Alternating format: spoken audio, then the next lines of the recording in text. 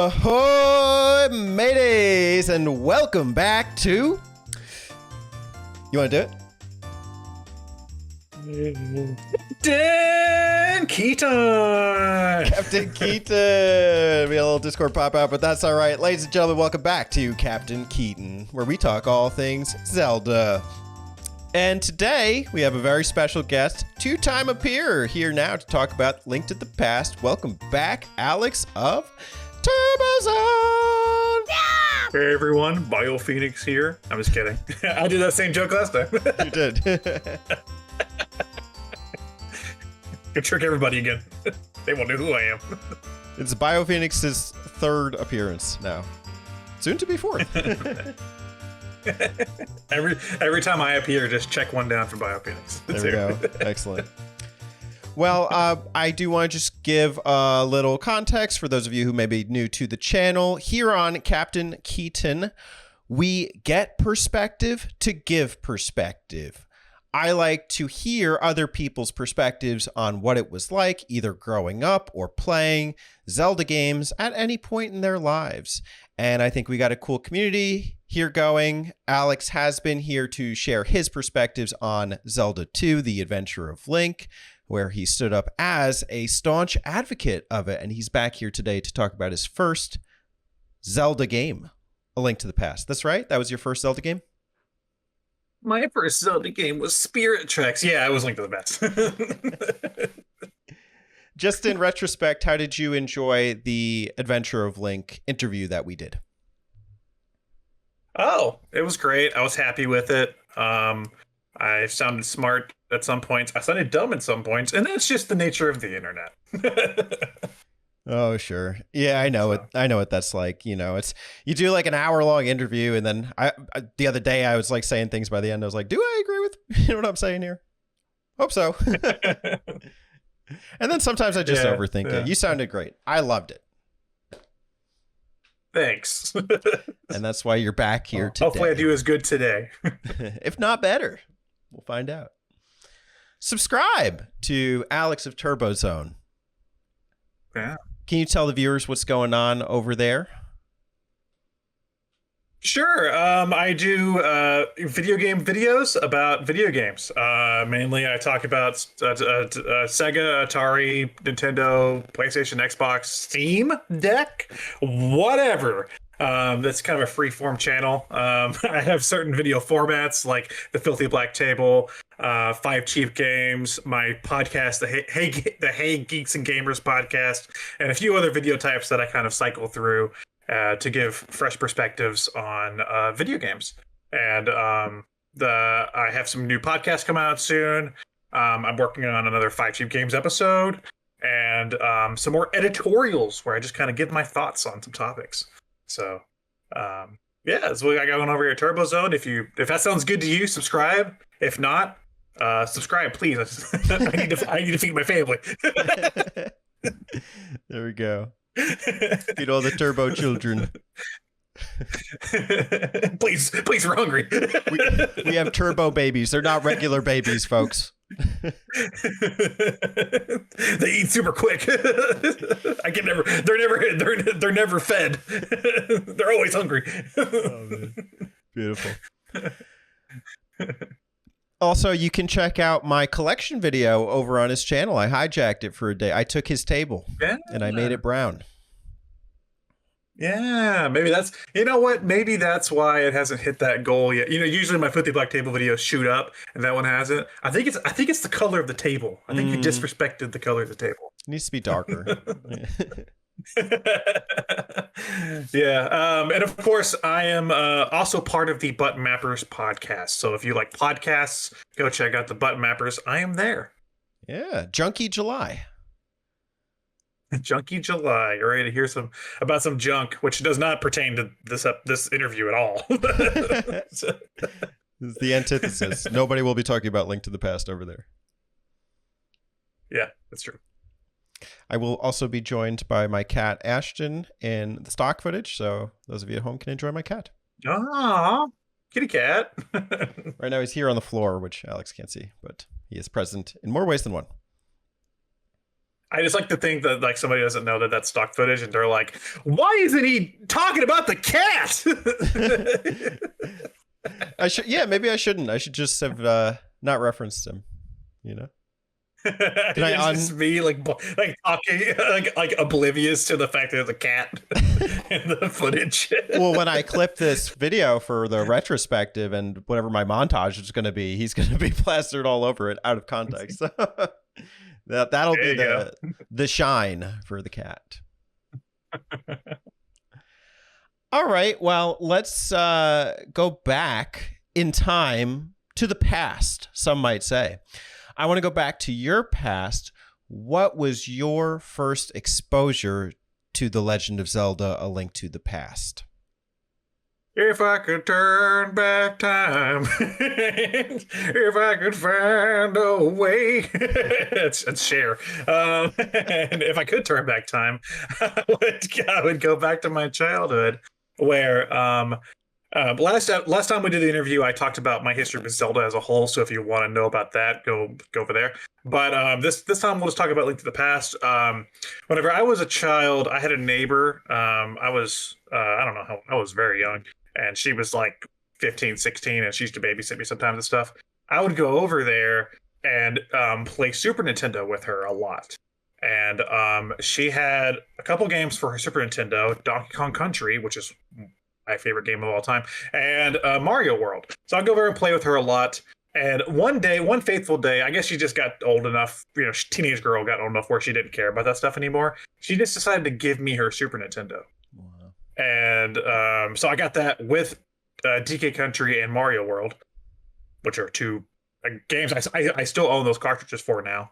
And at this point in time, it was like early 2000s, so like it was not really possible to go out and buy Super Nintendo games, in like the store. But I remember my mom had gone out one day, and I guess she had gone to like a thrift shop or a secondhand, some sort of secondhand store, and she had found a couple Super Nintendo carts while she was there, and she knew I had gotten one, so she brought them to me. And they were Super Street Fighter 2 Turbo. Makes you think how I got my name.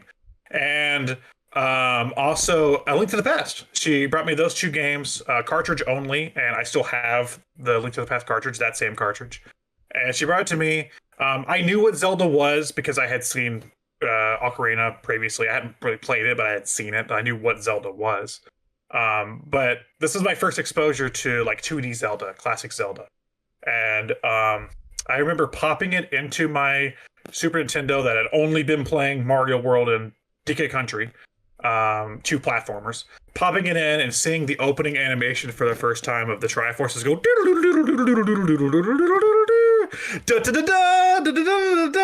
oh, it's so cool. And I remember just thinking, wow, like this is something special. Like this is so cool to see. It felt like a momentous moment. And I remember playing it. I was really bad at the game because, again, I was playing DK Country and Mario World, two platformers. I didn't really understand Zelda at first, like what I was supposed to be doing. I just remember for a while when I first played the game, I would just run around.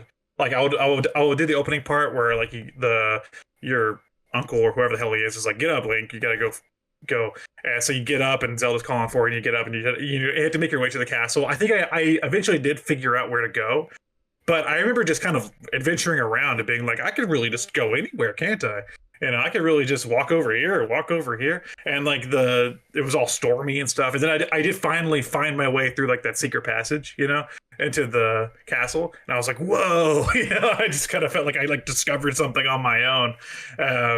And I made my way through that and stuff. And I played through as a kid. I remember playing. I don't think I beat it as a kid. I don't remember, but I know I played through a good chunk of it as a kid. It was just really hard for me to come to grips with being my first like game like that.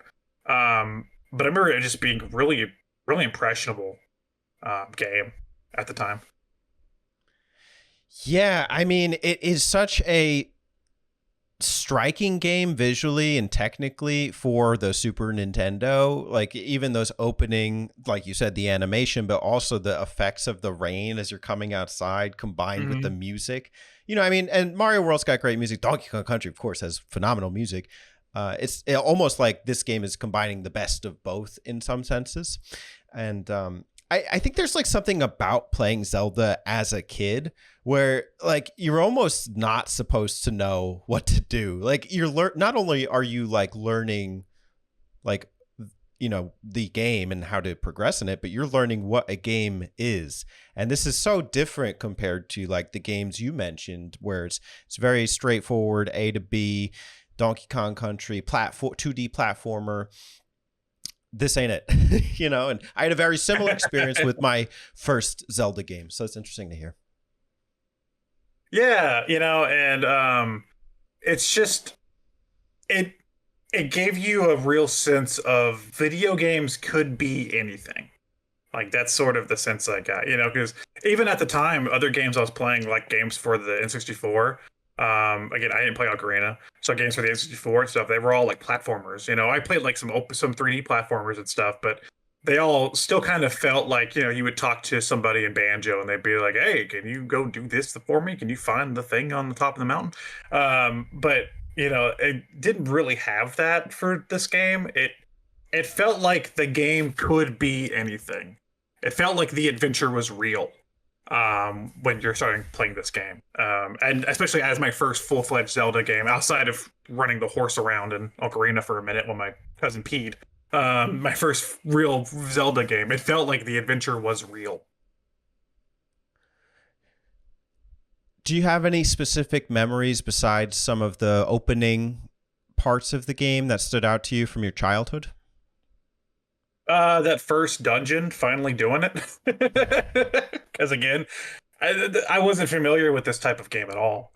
The closest thing I'd probably played at that point was probably Pokemon. I know I had played Pokemon, like one of those on probably Gold on Game Boy Color. That was the only other like top-down style game I had played. And even then, it's a different type of game entirely. But yeah, that's like the only thing I could compare it to, I guess, at the time. And so it really felt like I had to like explore everything, kind of feel everything out in order to get to that point to where I could progress through that first dungeon and beat that first boss. And that was like a momentous occasion. Like I felt like, even though I was a little did I know I did something that millions of other people have done before, but to me it felt like I had like just done something brand new and like something that nobody's ever, like I reached some new height, you know. And that was because, you know, I did it all by myself.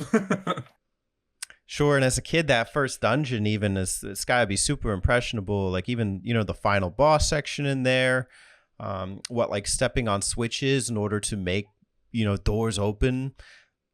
There's like a cannonball section. You have to like kind of, it's almost like a spaceship shooter in some senses. Yeah. So. You know, and just like there's a lot of elements in that game that if that's your first adventure style game like that, it's very impressionable. Even before that first dungeon, an area that always left an impression on me as a kid was the sewers leading up to the first area, like the Hyrule Castle area, and where you have to like light the lanterns, and there's like those rats and stuff running around. Even that's cool because like no other game I like had interactive items like that I had played, and no other game let me do that. So, you know, when I did light a lantern and the room lit up, I was like, whoa. You know, it's like I felt like I did something, you know. And those sewers are so dark, you know, and I was playing on the non-backlit GBA, and like I think that's where I stopped was the sewers because I actually couldn't see anything. But man, it had left an impression. Mom, I need a worm light. Even the worm light didn't help much. But no, the sewers were really cool. I'd always it kind of leaves you like some sense of like nervousness or like anxiety in a good way, like this tension, I guess I would say. You know, about what if the lights go out and I don't find the door in time, but you only have 3 hearts at that point, and then like the rats are like, you know, coming from all corners of the screen, so it can be very intense. Yeah, there's an uneasy feeling in A Link to the Past, I think, through a lot of it in general, where not overwhelmed, but you feel a little overpowered by the world around you in a lot of ways. Like you feel like the stakes are really high in a lot of that game, which I think also put me off from completing as a kid, I think, because it's kind of stressful at points. So, but again, it left a huge impression, and little did I know that game would impress upon me core values of what I want and what I see in Zelda. Like the way that I see and shape Zelda today is 100% due to Link to the Past. Wow. Before we kind of go into the modern day, was there any discourse around Link to the Past with your peers or other people you knew? I know you said your neighbor had given you the Super Nintendo. No. This was like early 2000s. This might even been like 99 or something, somewhere around there. But no. By that point, everybody had moved on from this generation. So it was like kids at school were talking about GBA and fucking PS2 and stuff. There wasn't any talk about Link to the Past. I also grew up after the Super Nintendo generation, and the closest I had heard was people who used to kind of boast about like the Super Nintendo being like the classic era, like when games were really good. Not to, like, hate on the 64, but like there was always the Super Nintendo nostalgia. And whether there was any for Link to the Past specifically, I'm not sure, but I was just curious. Okay. So yeah, since that time, what has your relationship with Link to the Past been like? Easy. It's easily one of my favorite Zelda games. If not my favorite 2D Zelda, it's up there for sure. I bounce back and forth between which ones are my favorite in general. And I'm sure we'll talk about this later, but it's like either this game or A Link Between Worlds go in my favorite spot. So, it's definitely it's held its place. And like whenever I talk about other 2D Zeldas, this is always the reference point, is A Link to the Past. It's not the original Legend of Zelda or even Zelda 2, which is a game I love. It's this game, because this game really felt like the fleshed out version of the original Zelda. This felt like it was the original Zelda's identity, like this is what they wanted it to be. And maybe they just couldn't, the limitations of the original Nintendo couldn't make it be. This felt like, okay, this is what they were going for. So that's sort of where it's stayed with me, as kind of the reference point in my life. When I've played other 2D Zeldas, be it on the Game Boy Color, whatever it is, the 3DS, this is usually the reference point for a lot of it. And even from Nintendo themselves, I feel like they're like, okay, how is this reference to Link to the Past? So it's like the Zelda game. I know, again, Ocarina fans love Ocarina, but I felt like this is the Zelda game. I remember there was, weird tangent, there's an episode of Full House where they're playing Super Nintendo, and they don't say the name of the game. They can't, but they're obviously playing this game. They're like, oh, get the key. Oh, I got the key. Hit the bat. Oh, they're obviously playing Link to the Past. And I remember just being as a kid watching Full House, awful show, but watching Full House and being like, oh my God, they're talking about Link to the Past. They're talking about Zelda. Even then I felt I felt it, I felt like, oh, this was like a game that's important. Wow, that's interesting. I can't think of any shows where I saw like Zelda in them, but I can think of like Nintendo love. I don't know, or even Xbox. I see Xbox controllers a lot. Yeah. If I could get like Jesse in Breaking Bad. Oh, yeah, Jesse. Which one? When he plays Sonic R or when he plays Sonic 06? When he plays both of those. Yeah, dude. They also they also played Sonic R in Malcolm in the Middle, which I thought was hilarious. Sonic R has popped up in multiple shows, both with Bryan Cranston. Where's the Bryan Cranston Sonic R connection? That's awesome. But no, if I can find like a clip or the episode or something, I will let you know because it's been years. I don't even like Full House, but I'm curious. Amazing. When do you remember when your first time completing the game was?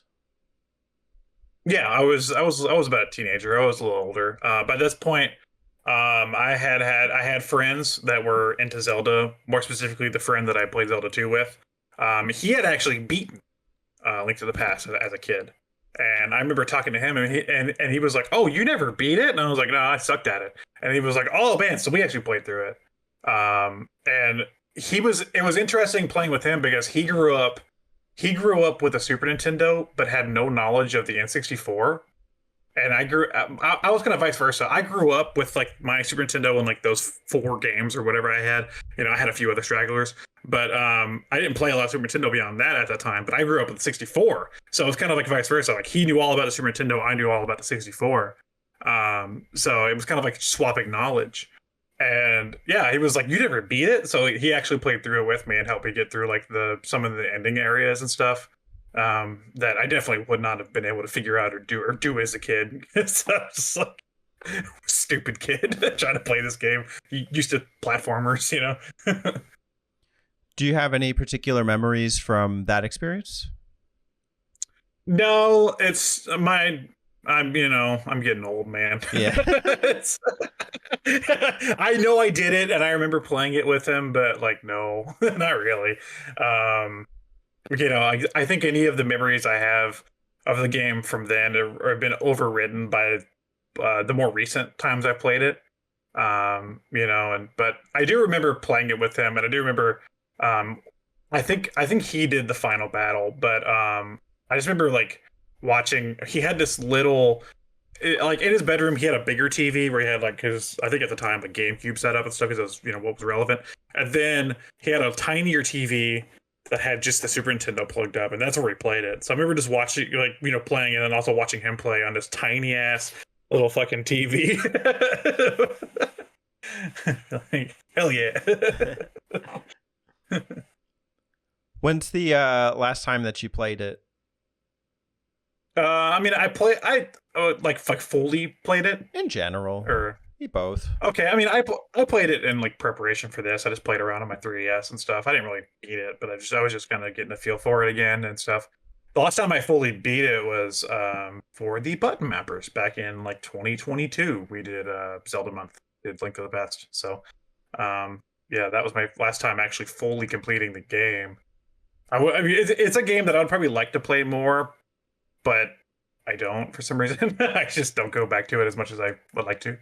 But so it's been a couple of years since I fully beat it. You would like to go back to it more? Yeah, I'm just bad about it's a longer game, Well, not that long honestly, but longer for like an old game like that, old Super Nintendo game. So like it's just harder for me to be like, I'm gonna go play this longer game again instead of playing something new that I haven't played. There's a few games like that like especially on Super Nintendo, like that, and like Super Metroid, and even like Mario World is like, or games that I'm like, man, I should play those again. Like I really should play those again, and then I'll play DK Country instead. Yeah, that makes sense.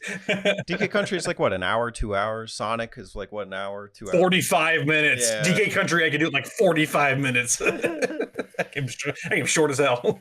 This one takes me like 6 hours, if that, or if not more. So I understand. Yeah. What is no, go ahead. I'm sorry. I've seen you do some pretty quick Zelda runs. What was your Zelda run for this one? Do you know? So my fastest time was, and they're all on stream. My fastest time was like 5 hours and like 45 minutes. I can't tell. At one point I took a break. I got up. I don't know if I counted for that. This recent one was like 7 hours, but I did a no death run, and I was exploring a little bit. I got the chest that follows you around. I was trying to figure out like just how to do it, like how to open it. I couldn't figure it out. So somebody in chat told me, but yeah, it is still a long game. I don't play it as much as I'd like to either. I think this is maybe my third or fourth playthrough, maybe 5th, but it's not a lot considering it's like my favorite series. I think it's, for me also, goes for a lot of old Nintendo games. I appreciate them, but we talked about this a little bit in Zelda 2. It's that fact that like there's not really nostalgia for them anymore because they don't go away. They're just they always republish these damn games on like every service now. They on the Wii U, Switch, GBA. Like they're the 3DS. The games never go away. So it's like, I think if I had a little more nostalgia for the game now, I'd go back and play it more often. But the fact that like it's like every few years I see it again on the classic Super Nintendo stuff. It's like I always see the fucking Link to the Past gets back. I'm like, well, it never went away. I can't miss it if it never leaves. Right. Yeah, it's a blessing and a curse, I guess.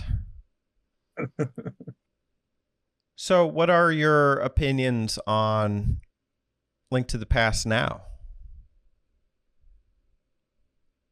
I think now it's a double-edged sword because I appreciate it for being an open Zelda game with exploration being like its main component, but also as I've gotten older, I've become a little more aware of game design and the way that games are meant to be played and what the developers, how developers use certain tools in the game and the environment to push you towards certain directions. And a lot of the things that I don't like 3D Zelda for, like the linear aspects, are still sort of here in Link to the Past. They're just hidden really well. They're just really well camouflaged where you don't feel it, but they're still here. So at one point I appreciate it wholeheartedly because it does feel like it's a big open adventure that where you can go anywhere, do anything. But on the other hand, I see it as being this more linear game in a way where you still have a sequence you have to do. You still have a certain, there's like a best way to do everything. And that's something that I've complained about later Zelda games doing. And it turns out it's been here this whole damn time. So, it's like I said, double-edged sword. But I still like to think of it as the open explorative Zelda game that influenced like games like Breath of the Wild, which I do greatly appreciate. But again, that's just my old man brain, my old jaded man brain. Where I'm like looking at things and I'm like, damn it, it's not as cool as I thought it was as a kid because this and that, and you start to be more critical. And I can see why maybe you're more of a Link Between Worlds guy, or you could like argue that point just with the item. No, I absolutely am. I think if I had to put a ranking to it, I think I probably would say that's my favorite 2D Zelda above this one. It's probably a Link Between Worlds. But even then, that game can't exist without this one, right? So we can come back to some comparisons later. For now, let's talk about the public perception on Link to the Past. Before I ask the question, what is your understanding of the public perception of Link to the Past been? Like, what do you think? Everyone loves it. Yeah, everyone fucking it's the best. Look, if there's two camps of thought in the Zelda fan base, and if you're not in these camps of thought, you're fucking lying. It's Link to the Past is the best, Ocarina is the best. You're one of two camps. And nobody says Spirit Tracks. And those are what you see on the internet. It's either, and what all it is did you grow up with the damn Super Nintendo? Or did you grow up with the N64? That's all it is. But that's the public perception, and nobody. I've never seen anybody say, "Yeah, Link to the Past is all right." I mean, I've seen some people troll online and being like, "It sucks because the puzzles," or "It sucks because it's hard." But like people that actually enjoy these types of games, I never heard anybody say, "Yeah, Link to the Past is all right." It's always like, "Yeah, it's one of the best games ever." So I understand Link to the Past has frequently been called like a masterpiece, a perfect game. And, I definitely see a lot of that Super Nintendo love. The people who say it's like, it sucks are definitely trolling. Like, I don't think they really played the game. And I do think that if you try and levy any criticism against it, a lot of those like really strong-willed Zelda fans or Link to the Past fans, I should say, will really come at you. Even Famitsu. Now, there's also the perception at the time. So at the time, it was rated a 39 out of 40 by Famitsu. It was the highest rated game of all time in the Famicom magazine at that point. The way they score is on a 4 reviewer scale, each one out of 10. So it was 10, 10, 10, 9. So where do you stand on the masterpiece question? Was, or will Link to the Past ever be a perfect game?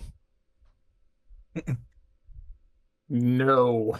Oh, they are come at me, comments. Bring it on. No. No. Okay. So here's my train of thought. A Link to the Past was definitely a pioneer of its genre, a pioneer of its time.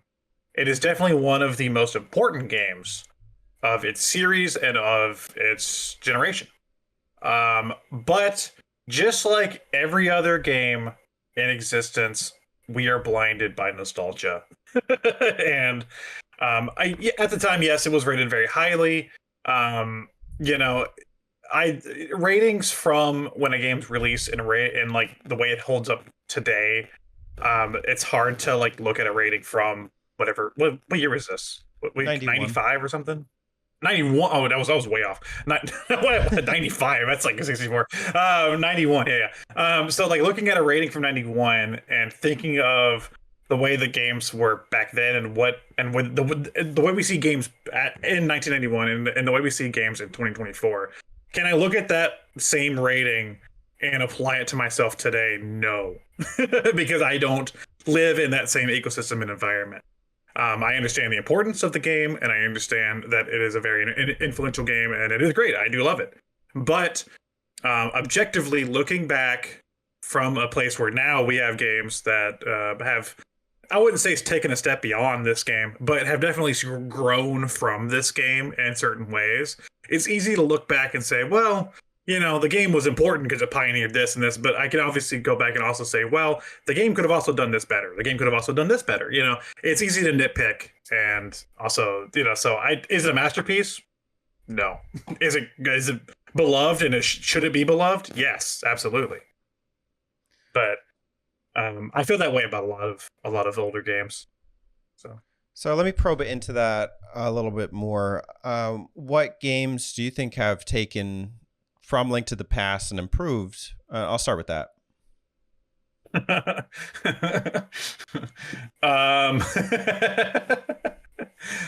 Geez. I mean, basically every 2D Zelda from that point, obviously. And then we're kind of living in the era of the open 3D Zeldas. Those sort of also borrow some elements from Link to the Past. More from Zelda 1, but definitely some elements from Link to the Past. And also, I would think even like, I don't like it, but even like Ocarina took certain elements from Link to the Past and pushed them forward. The importance of story in the Zelda universe as opposed to the first and second games. The importance of an order of operations for your dungeons and your items. And importance of the map and the character that is the map. It's not. I think every Zelda game you can sort of say pick something from Link to the Past and moved on. Not every element, but something. So that's kind of a hard question. My thinking on that, you know what? I'll do my comparison after because I'm about to ask you about comparisons. But let's just stick with this for now. So you said that there are things that that are nitpicks for you from Link to the Past. What are some of them? I've brought it up multiple times, but definitely the fact that it's at its core, it's a linear game that's trying to trick you into thinking it's not. That's basically my train of thought. And that's what I don't like in a lot of Zelda games. And even Zelda games I do like this game and like Wind Waker, they still do it, but they do it in a way that distracts you, that like makes you think that you are in this open world. You can do anything.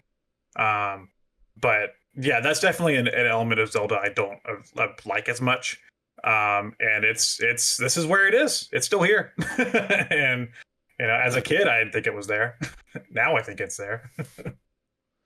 Yeah, you can switch a couple of the dungeon orders around in the Dark World once you get past, I think it's the second dungeon. Yeah. But I mean, at its core, you are right. It is a pretty linear game, as a lot of them will be, for the foreseeable future. My biggest nitpick is really with the puzzles in the dungeons, or a thing that I think is improved. I actually don't have problems with the puzzles in this game, but it's the first time doing puzzles in Zelda dungeons, so I'm really not too critical on them. I just think that, like, if we're looking at improvement, I really love the way Capcom handles them in the Oracle games. I think even Link's Awakening does some pretty good dungeon puzzles. But where, oh no, I'll come back to the contrast after, because I'm gonna ask you the question. All right. Okay. Oh, actually, before we get to that, let's stick on masterpiece. So, at its time, was it a masterpiece? Yeah. Yes. Easily. I think at its time, it's as important as Breath of the Wild was in 2017, and I think that gives people perspective of how important this game was, because it's definitely a landmark title. Again, think of 2017, think of Breath of the Wild, and think of everything that came after Breath of the Wild. Basically, a lot of Breath of the Wild wannabes. Everything was kind of influenced from that game. This was basically the same thing, right? The game came out, it kind of pioneered a new way to play action adventure games, and how many games since have borrowed Link to the Past formula? And even as you were saying before, look at how celebrated the title is. They keep posting it on all these services. It's got to be good. And I mean, also, yeah, again, they even put it on the fucking GBA, your unbacklit GBA. Yeah, I have some nostalgia for the sewers. And then the other thing is, to have a cult following, in a sense, of people that follow this game and continue to say it's perfect, it's a masterpiece. I mean, hell, you can't ignore it. They actually make it unignorable, like in the comment sections. So that goes to show you its impact. Yeah, so, I'm sure the comments for this one is going to be a shit show. Nah, it can't be that bad. Let's do some comparison contrast. So I have one that I want to bring up, and then I'll see if there are any other comparisons or contrasts you'd like to do. But basically, I just want to compare Link to the Past to every other top-down Zelda game. How does Link to the Past compare to all 2D top-down Zelda games? And just from the ones I remember, it's NES Zelda, Link to the Past, Link's Awakening, Oracle of Ages, Oracle of Seasons, Four Swords, Minish Cap, and Link Between Worlds. We got Phantom Hourglass. I'm just kidding. All right. So how do you want to do this? Just like in general, like all of them, or do you want to like rapid fire? Like, what are you thinking? Well, we could just start with, is it the best of them? No. Okay, what's better than Link to the Past for the top down ones? Link Between Worlds. Link Between Worlds easily, I think. I think Link Between Worlds takes ideas from Link to the Past, and I mean, it takes the map in general from Link to the Past, and it implements it in a way that truly does open the game up to be a non-linear experience, which is exactly what I've wanted all along. The game becomes even more about exploration and doing whatever the dungeons in whatever order you want to. Yeah, that's interesting. Maybe that's really the first of its kind, because Zelda 1 does it, but there really is an implied order and some things that prevent your progression. I don't remember exactly how Link Between Worlds works. I know you can slip into the cracks in the wall, and then they transport you to a different world. Yeah, there's like low rule and stuff where low rule is kind of like it's basically the dark world, but it's like different. It's like a different version of the dark world. But what I think is even more impressive about that game compared to Link to the Past is they solved the issue of like the linearity by giving you what's his name, Ravio, and the item rentals where you could be like, hey, I'm gonna take this hammer and I'm gonna need this hammer for this dungeon I'm gonna do. So it basically just opens the game up to be like, okay, you could just do whatever you want now in whatever order you want now, and there's nothing holding you back. And that was the illusion the original Link Between the World, the original Link to the Past gave you, and then they actually like sort of saw that idea through with its sequel. We call that a sequel. Its successor. Let me bust out my Historia. Yeah. Oh no. I don't even think it's in there. It might have been after the Historia. I don't. Is it? Oh yeah, it was after the Historia. Thank God. I gotta figure that out. No. Are there any other elements besides the core exploration mechanic change that you prefer about Link Between Worlds? It's hard to say story because controversial opinion. A lot of Zelda games I think are okay when it comes to story, and Link to the Past and Link Between Worlds are both in that camp. So it's hard to say story. No. I'm gonna say no. So that one element is important enough for you to say it's a better game. I think it carries it. Yeah, I think it fulfills the promise that the original game had, that the original game gave you, and it says, well, we're gonna actually do it this time with the same map, and you're gonna enjoy every second of it. I mean, how many games can reuse a map and you'll love exploring every inch of it again? You know. not many. When you say the original game, are you talking about the first game or Link to the Past? Oh, sorry, Link to the Past. How many games can say, like, because they use the same map from Link to the Past and Link Between Worlds. Yeah. But you're just exploring it in like a different way. And how many games have ever done that? So to me, it like enhances that original experience in a lot of ways. Do you think open world exploration? Oh, so you feel like you're saying it's promised. I get what you're saying, like, because of the illusion, right? Of like, you can go anywhere at any point. This map is wide open. I don't know. I don't know what to ask about that. I just thought that's interesting. Okay, that's fine.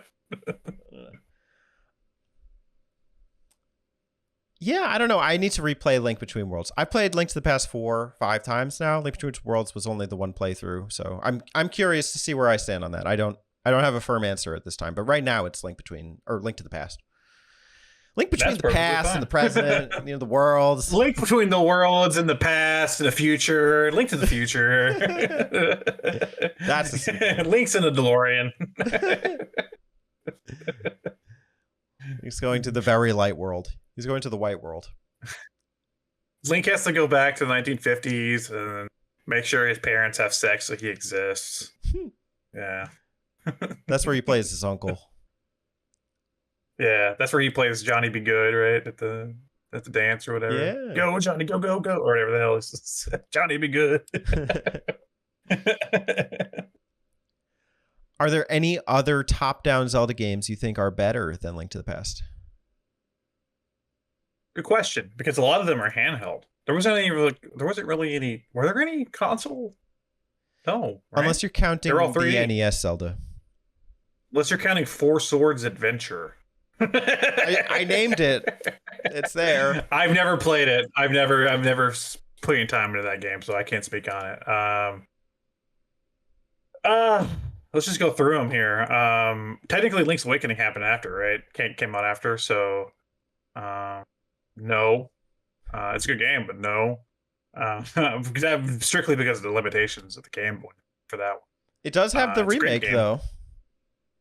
Yeah, that's true. No.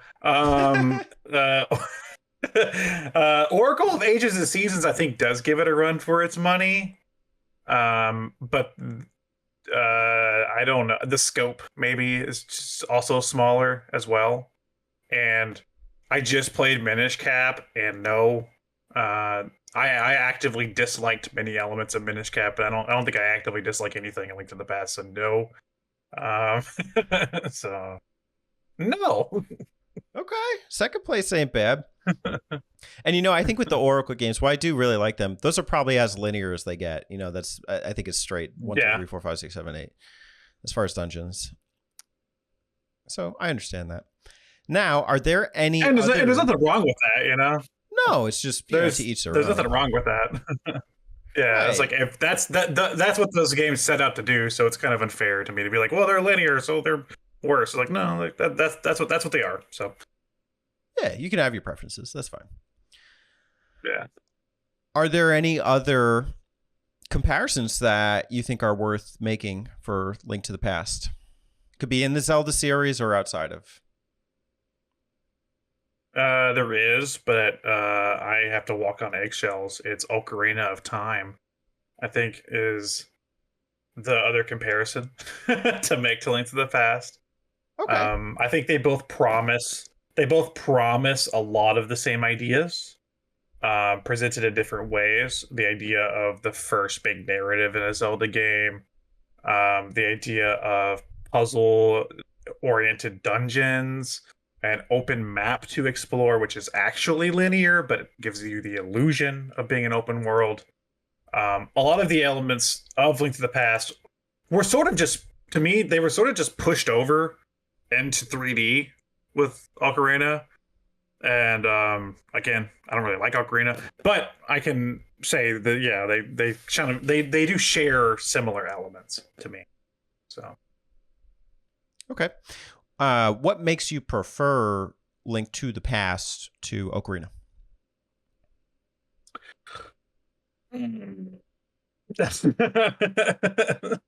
Oh man, I feel like a record, man. I feel like a broken record. Man, just everybody in the comments is gonna be like, "He just talked about how linear the games were the whole time." But it's basically that. It's basically the fact that it feels. I don't like a lot of 3D Zelda games because of that fact. Because they became where this game gives you the illusion of adventure, and it is still linear. The later games like Ocarina, like Twilight Princess, like even Wind Waker, which I love, they're a little more evident with their linearity. Where you can kind of walk around and look at other things, but like you still need to go in this way. Like you need to go that way, and you can't really get off of that path to do much. So I think that's still what draws me back to Link to the Past, is that you can't go far off the path. You're going to get back on it, but you can still veer. You can still adventure. Like there's still stuff to find. There's still stuff to do in the world. It feels more open to me. But that's also probably just the fact that we're talking about a 2D game made in 1991 and a 3D game made with brand new 3D technology, and like what year was Ocarina? Like 98 or something? Yeah. 97? 98. So it's like, the peak of 2D gaming versus the birth of 3D gaming. It's not really a fair comparison because they mastered one craft and they were just starting the other one. So it's hard to compare those two in that way. But yeah, I've heard Ocarina of Time get called like the Link to the Past if it was in 3D. And I see the elements that are similar, the 3 dungeons, then kind of the fake out, and then like 6 more dungeons. And I understand that. And then they're both kind of revolutionary, for their respective systems. Mm-hmm. So I think like technically, like on a technical level, they're both very impressive on many fronts, like visual, audio, scope, storytelling. They're very simple stories, but they work, and I really like them. And maybe Link to the Past even has better like sub stories than Ocarina does. I'm not sure. I have to replay it. Okay. I like the character development in Ocarina a little better, like things like Gorons and Zoras. Yeah. I think I'd say the linearity is about equal. I mean, in the Probably. It's the same thing. Like the first 3 dungeons, you got to do them, and then once you're in the big overworld, you got the horse, so you could go right anywhere. So, and the hook shot will take you places you've never been before. So, Ain't got no horse. Ain't got no horse in Link to the Past. What's up with that? Where's my damn horse? Is that an item in the Link Between World shop? You get a bee. No. You can put a bee in a bottle. That's true. Okay, you got me there. Yeah, the bees, man. All right. Well, I think that's good for comparison contrast. Let's talk a little bit more about Nintendo's revival efforts. So I'm glad you kind of mentioned it, but Nintendo has made it an effort to make sure Link to the Past is in your face, it's present, omnipresent, if you will. How do you feel about Nintendo's attempts at keeping Link to the Past relevant? Are you satisfied with them? I feel numb. I feel numb, man. It's Nintendo's view on nostalgia, which is something I've been really interested in thinking about recently, is just how we perceive nostalgia in general. But Nintendo's view of nostalgia is just to remind you that it exists, and the more they do it, the less I feel. And it happens for everything, not just the game. This happens for Ocarina, it happens for Mario 3 all the damn time. Like I know Nintendo. Mario 3 was great. Yeah, you can stop now, please. They do that for every one of their popular series. And Zelda's no different. It's definitely Link to the Past and Ocarina. Those are the two that they do this for. And I feel nothing, because they won't give me time to feel anything, because it seems like they're always referencing these damn games. And Link Between Worlds felt special because it was like, oh, they're reusing the map, and it felt like an actual like continuation of some sort, which is something they'd never do. They most of the time they either slap a remake on, or they just reference it like, oh, like I think of like the opening of Wind Waker referencing Ocarina, where it was like, oh, it's Hero arose a long time ago, blah, blah, blah, blah, blah. So usually it's something like that. So that one felt special because it felt like they were actually taking concepts from Link to the Past and like trying to progress them in some way, other than just being like, remember Link to the Past? Huh? Because that's what they usually do. Are there revival efforts for other games that you have appreciated? Or recognition, I guess? For what? Just in general? Any other game, even by Nintendo or not.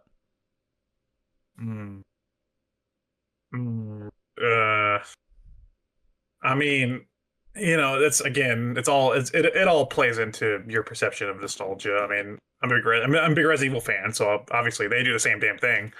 They're like, remember Resident Evil 2? And I'm like, yeah, dude. So like, it's the same type of thing, I guess. When you say revival, what do you mean exactly? Give me an example.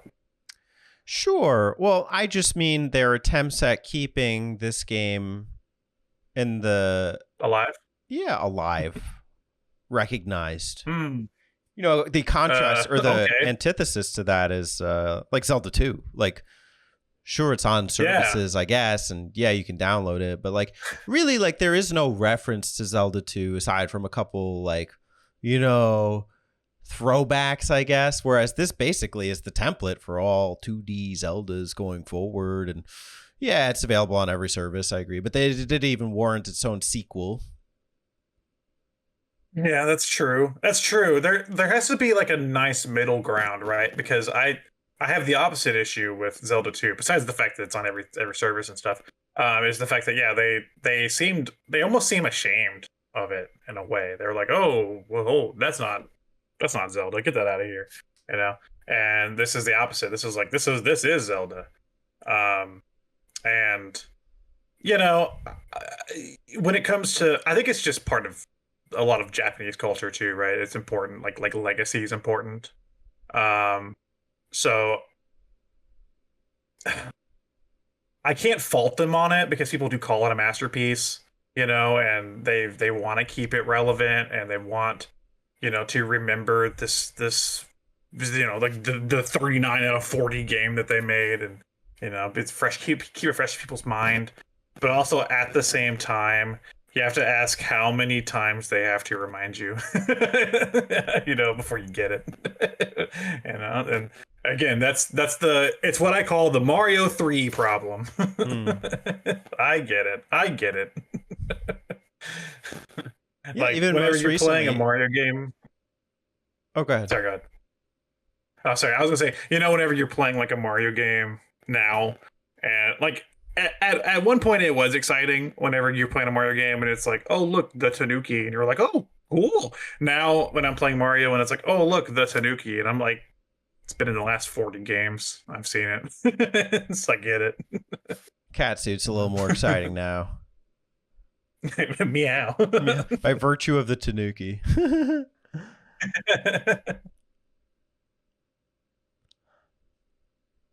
So I don't know. I mean, like, I think I agree with you. And even recently, they brought out that GBA version as like an announcement, a big announcement for a Nintendo Direct revival, which I can't really take them seriously with those things. With the virtual console. What is NSO?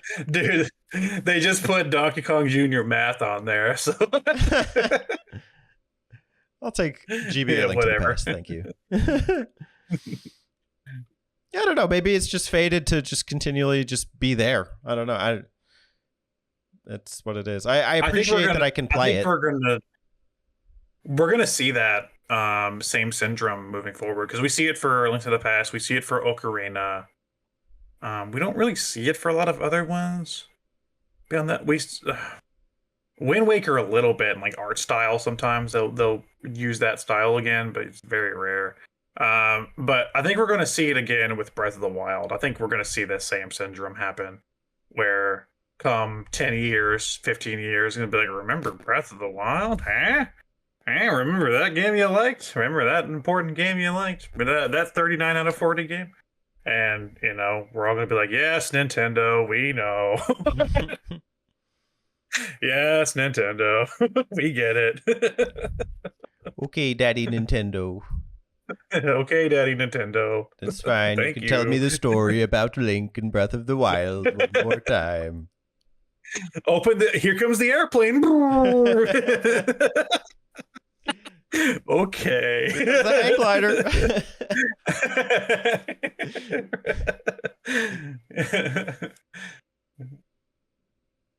Exciting. All right. So do you recommend newcomers to Link to the Past? If so, what kind of newcomers?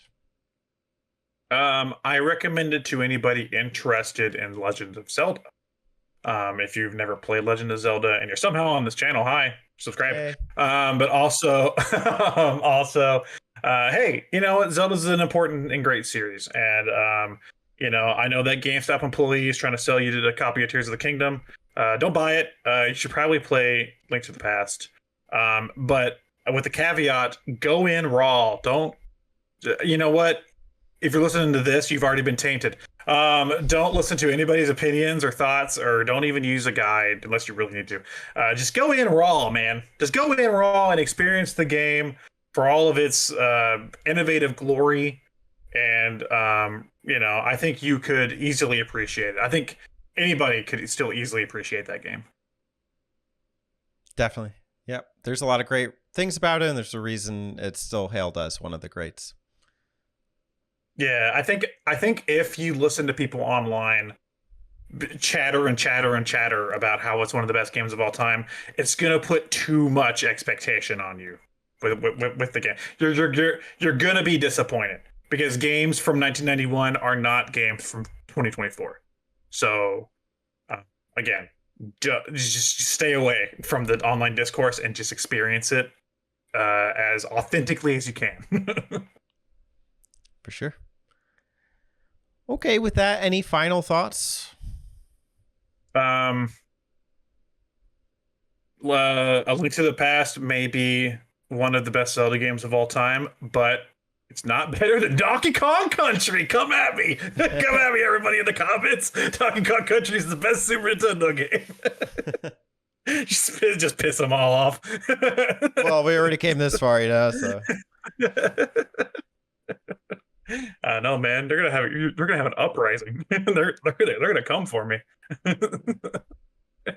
you just redirect them. If I just have like a mass subscriber loss after this interview, I'm gonna be like, damn, there they go. Maybe I should have called it a masterpiece. Oh shit! No, it's great, guys. I love it so much. It's the best game ever.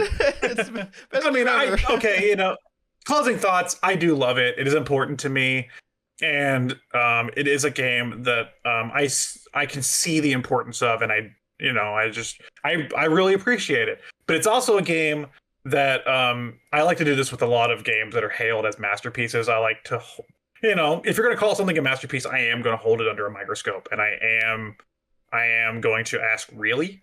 You know, like, if it, you know, is it really a masterpiece? You know, that's important to do for any piece of art. I think, you know, you can't just blindly accept it as being a masterpiece. You have to be critical. And you know, if it earns the title masterpiece, then so be it. Yeah. But you know, for people thinking I don't like the game, I love the game. Great. I still have my original cartridge. I'm glad my mom bought it for me wherever she bought it. Thanks, Mom. Thanks, Mom. Turbo Mom. Thanks, Mom. She doesn't live here. You can open your window. Don't do that. All right. Well, ladies and gentlemen at home, this has been Alex of Turbo Zone here on Captain Keaton. Go ahead and check him out. Now, before I do dismiss him, I have a task for him. It's nothing too creative today. I couldn't really think of anything for Link to the Past specifically, but we can go Zelda specific. So, Alex, you are Link. I would like you to be Link and link us out of this episode today. How will you do it? He doesn't talk, though. He makes sound effects. like